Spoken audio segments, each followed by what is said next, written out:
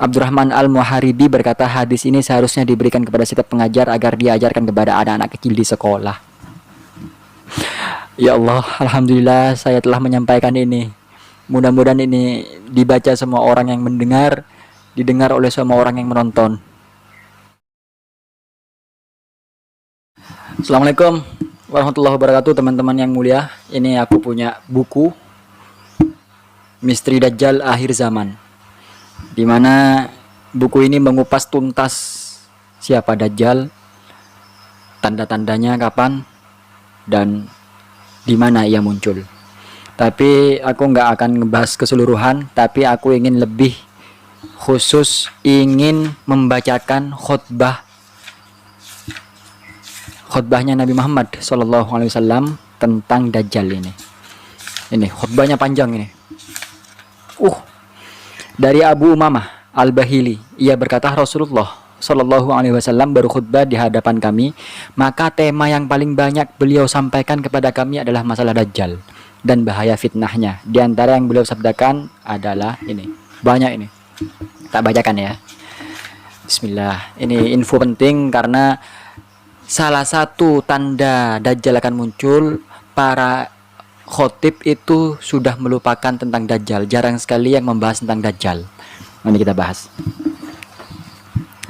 Sesungguhnya belum pernah terjadi fitnah yang lebih besar sejak Allah menciptakan anak cucu Adam melebihi fitnah Dajjal. Dan sesungguhnya Allah tidak mengutus seorang nabi pun kecuali ia telah mengingatkan umatnya tentang Dajjal. Dan aku adalah nabi terakhir, sedangkan kalian adalah umat terakhir. Dia pasti akan keluar di tengah kalian tanpa terelakkan lagi. Jika ia keluar dan aku berada di tengah kalian, maka aku adalah pembela setiap muslim. Tapi jika dia keluar sepeninggalku, maka masing-masing orang adalah pembela bagi dirinya sendiri, dan Allah adalah wakilku bagi setiap muslim. Dan sesungguhnya ia keluar di sebuah celah di antara Syam dan Irak, lalu berkeliaran ke kanan dan ke kiri. Wahai hamba-hamba Allah, pertahankanlah iman kalian, karena sesungguhnya aku akan menceritakan sifat Dajjal yang belum pernah diceritakan oleh seorang nabi pun sebelumku. Sungguh, mula-mula muncul ia mengaku sebagai nabi, padahal tidak ada lagi nabi setelah Nabi Muhammad. Tidak ada lagi nabi setelah aku. Kedua kalinya ia berkata, aku adalah Tuhan kalian, padahal kalian tidak akan mungkin melihat Rob kalian sampai kalian mati. Dan sesungguhnya dia itu bermata satu, sedangkan Rob kalian tidak bermata satu. Dan sesungguhnya di antara kedua matanya tertulis kafir, kaf, fa, ro.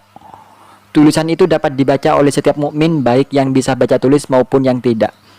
Dan sesungguhnya di antara fitnah Dajjal adalah dia membawa surga dan neraka. Neraka dia adalah surga, dan surga dia adalah neraka. Jadi dibolak-balik sama Dajjal. Hendaknya ia memohon pertolongan kepada Allah dan membaca ayat-ayat pembuka surat Al-Kahfi. Maka api itu akan menjadi kesejukan dan kesejahteraan baginya, sebagaimana api yang membakar Nabi Ibrahim. Ya. Dan sesungguhnya di antara bentuk fitnahnya adalah dia berkata kepada seorang Arab Badui, bagaimana jika aku menghidupkan bapak dan ibumu? Apakah kamu bersaksi bahwa aku adalah Tuhanmu? Orang Badui itu menjawab, ya. Maka datanglah dua setan yang menyerupakan diri dengan bentuk bapak dan ibunya. Keduanya berkata, hai anakku, ikutilah dia, sungguh dia adalah Tuhanmu. Dan sesungguhnya di antara bentuk fitnah Dajjal adalah ia diberi kekuasaan untuk menangkap satu orang, lalu ia bunuh orang tersebut dan ia gergaji tubuhnya dengan gergaji hingga terbelah menjadi dua. Lalu Dajjal berkata, lihatlah hambaku ini, sekarang aku akan menghidupkannya, tapi dia meyakini dirinya punya Tuhan selain aku. Maka Allah pun menghidupkan orang itu. Kemudian makhluk jahat Dajjal itu berkata kepadanya, siapa Tuhanmu? Ia menjawab, Robku adalah Allah dan kamu adalah musuh Allah. Kamu adalah Dajjal, demi Allah aku menjadi semakin yakin tentang dirimu hari ini. Oke. Maka Allah pun menghidupkan orang itu. Kemudian makhluk jahat Dajjal itu berkata kepadanya, siapa Tuhanmu? Oh ini. Rasulullah SAW melanjutkan, itulah manusia dari umatku yang paling tinggi derajatnya di surga. Ketika diuji oleh Dajjal, tapi ia tetap mengakui bahwa Allah adalah Tuhannya. Beliau bersabda lagi, dan sesungguhnya di antara bentuk fitnahnya adalah ia memerintahkan langit menurunkan hujan, maka langit pun menurunkan hujan. Ia menyuruh bumi menumbuhkan tumbuhan, maka bumi pun menumbuhkan tumbuhan. Dan sesungguhnya di antara bentuk fitnahnya adalah ia melewati suatu kaum yang mendustakan dirinya, maka tidak seekor pun binatang ternak yang mereka miliki kecuali mati. Jadi ketika ada kaum yang tidak meyakini Dajjal adalah Tuhan, maka semua ternak yang dimilikinya akan mati ujiannya. Dan sesungguhnya di antara bentuk fitnahnya adalah ia melewati suatu kaum. Oh iya. Lalu kaum itu membenarkannya, maka ia memerintahkan langit menurunkan hujan, maka langit pun menurunkan hujan, dan memerintahkan bumi menumbuhkan tumbuhan, maka bumi pun menumbuhkannya. Hingga binatang-binatang ternak mereka pulang pada hari itu dalam keadaan paling gemuk, paling besar dan paling lebar lambungnya, dan paling deras air susunya. Nah, sebaliknya, kaum-kaum yang mendukung Dajjal, yang meyakini Dajjal adalah Tuhan, sama Dajjal ini diberikan hujan, diberikan subur tanahnya, sehingga ternak-ternaknya itu sehat-sehat semua. Dan sesungguhnya tidak ada satu tempat pun di muka bumi ini kecuali dia pijakkan kakinya di sana dan dia taklukkan kecuali Mekah dan Madinah. Tidaklah ia mendatangi salah satu pintu masuknya kecuali dia dihadang oleh para malaikat dengan menghunus pedang. Hingga akhirnya ia singgah di sebuah bukit merah di ujung tanah bergaram yang tandus. Maka penduduk Madinah diterpa gempa sebanyak 3 kali, sehingga tidak ada seorang munafik pun, baik laki-laki maupun perempuan, kecuali keluar bergabung dengan Dajjal.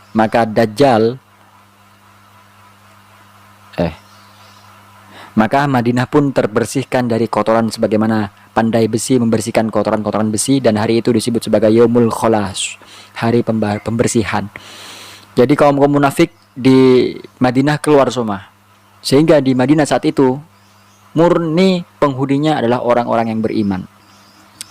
Tiba-tiba Ummu Shuraih binti Ali Al-Akar berkata, "Ya Rasulullah, lalu di mana orang-orang Arab ketika itu?" Nabi Muhammad SAW bersabda, "Mereka pada hari itu sedikit, kebanyakan berada di Baitul Maqdis. Pemimpin mereka adalah seorang lelaki soleh. Tatkala pemimpin mereka itu maju untuk mengimami sholat mereka sholat subuh, turunlah Isa putra Maryam di waktu subuh. Maka sang pemimpin mundur berjalan ke belakang karena mempersilahkan Isa mengimami orang-orang. Maka Isa meletakkan tangannya di kedua bahunya, kemudian berkata kepadanya, 'Majulah dan sholatlah sebagaimana imam. Karena sholat ini diiqomati agar kamu menjadi imam.' Maka ia pun mengimami mereka. Begitu selesai sholat, Isa alaihissalam berkata, 'Bukalah pintu itu.' Begitupun pintu itu dibuka, ternyata di belakangnya ada Dajjal bersama 70.000 Yahudi yang semuanya membawa pedang berhias dan memakai topi. Ketika Dajjal melihat Isa, Dajjal meleleh seperti garam meleleh dalam air. Ia pun pergi melarikan diri, sementara Isa alaihissalam berkata, 'Sesungguhnya aku punya satu tikaman untukmu yang kamu tidak akan mungkin lolos darinya.' Maka Nabi Isa berhasil menangkapnya di dekat pintu Lut sebelah timur lalu membunuhnya. Kemudian Allah mengalahkan kaum Yahudi. Tidak ada satu makhluk Allah pun yang dijadikan tempat bersembunyi oleh orang Yahudi kecuali Allah jadikan makhluk itu dapat bicara. Apakah itu batu, pohon, tembok maupun binatang, kecuali Gharqadah. Karena ia termasuk pepohonan Yahudi, ia tidak berbicara. 'Hai Allah, hai Muslim, ini orang Yahudi, kemarilah dan bunuh dia.' Kata segala sesuatunya kecuali pohon Gharqadah." Rasulullah SAW melanjutkan sabdanya, "Dan sesungguhnya hari-hari Dajjal itu selama 40 tahun. 1 tahun seperti setengah tahun. 1 tahun seperti 1 bulan. 1 bulan seperti 1 pekan. Dan hari-hari terakhirnya seperti percikan-percikan api. Salah seorang dari kalian berada di pintu Madinah, maka ia tidak bisa menggapai pintu yang lain kecuali di sore hari." Ada yang bertanya, "Wahai Rasulullah, lalu bagaimana kita sholat di hari-hari yang singkat itu?" Beliau bersabda, "Perkirakanlah waktu sholat seperti kalian menghitungnya di hari-hari yang panjang, dan sholatlah." Rasulullah SAW bersabda lagi, "Kemudian Nabi Isa bin Maryam alaihissalam menjadi penguasa dan pemimpin yang adil di tengah-tengah umatku. Ia hancurkan salib, ia bunuh babi, dan ia hapuskan jizyah, dan ia biarkan harta sedekah.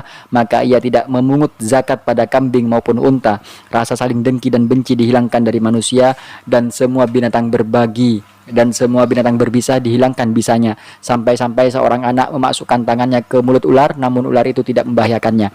Seorang anak perempuan mengejar singa, maka singa itu tidak membahayakannya. Serigala di tengah-tengah kawanan kambing seperti anjing penjaga bagi mereka. Bumi dipenuhi kedamaian seperti bejana dipenuhi air. Agama ketika itu hanya satu, tidak ada yang diibadahi selain Allah. Pertempuran telah dihentikan, kekuasaan telah dicabut dari suku Quraisy. Bumi ketika itu seperti lempengan perak, tumbuh-tumbuhannya tumbuh seperti di zaman Adam, sampai-sampai beberapa orang berkumpul memakan satu biji petikan anggur dan mereka semua kenyang, dan beberapa orang berkumpul memakan satu biji delima, maka mereka semua makan sampai kenyang. Satu ekor sapi seharga sekian dan sekian dengan harga yang mahal, sedangkan kuda hanya dibeli dengan beberapa dirham.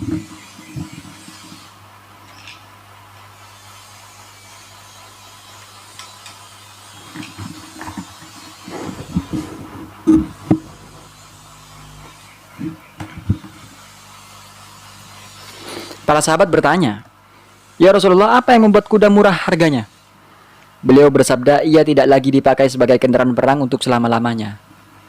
Awalnya kuda mahal, tapi menjadi murah karena kuda wis nggak dipakai untuk perang. Akhirnya murah. Mereka bertanya lagi, "Lalu apa yang membuat sapi mahal harganya?" Beliau bersabda, "Karena ketika itu seluruh bumi dijadikan lahan pertanian. Dan sesungguhnya 3 tahun sebelum datangnya Dajjal, ada tahun-tahun yang sangat berat di mana manusia ditimpa kelaparan hebat. Pada tahun pertama, Allah memerintahkan langit menahan sepertiga hujannya dan memerintahkan bumi agar menahan sepertiga tumbuhannya. Kemudian pada tahun kedua, Allah memerintahkan langit menahan 2/3 hujannya dan memerintahkan bumi menahan 2/3 tumbuhannya. Maka di tahun ketiga, Allah perintahkan langit menahan seluruh hujannya dan perintahkan bumi menahan seluruh tumbuhannya. Sehingga tidak satu hijauan pun yang ia tumbuhkan, maka tidak ada satupun binatang yang berkuku kecuali mati, kecuali yang Allah kehendaki. Jadi semua binatang yang berkuku itu mati kecuali yang Allah kehendaki. Ada yang bertanya, lalu dengan apa manusia hidup pada zaman itu? Nabi bersabda, dengan tahlil, takbir, tasbih, dan tahmid. Semua itu berfungsi sebagai makanan bagi mereka. Abdurrahman Al-Muharibi berkata, hadis ini seharusnya diberikan kepada setiap pengajar agar diajarkan kepada anak-anak kecil di sekolah. Ya Allah, Alhamdulillah saya telah menyampaikan ini. Mudah-mudahan ini dibaca semua orang yang mendengar, didengar oleh semua orang yang menonton. Terima kasih, mudah-mudahan bermanfaat. Ini khutbah yang sangat penting sekali tentang Dajjal. Teman-teman, jangan sampai kita mengabaikan Dajjal. Karena ketika kita sudah lupa dengan Dajjal, maka Dajjal akan datang. Itu tanda-tandanya. Dajjal akan datang di saat masa-masa itu tidak ada lagi satu orang pun yang menginformasikan tentang Dajjal. Dajjal akan turun, akan datang saat zaman di mana tidak ada lagi ilmu. Zaman di mana sudah tidak ada lagi rasa sayang. Mudah-mudahan bermanfaat. Assalamualaikum.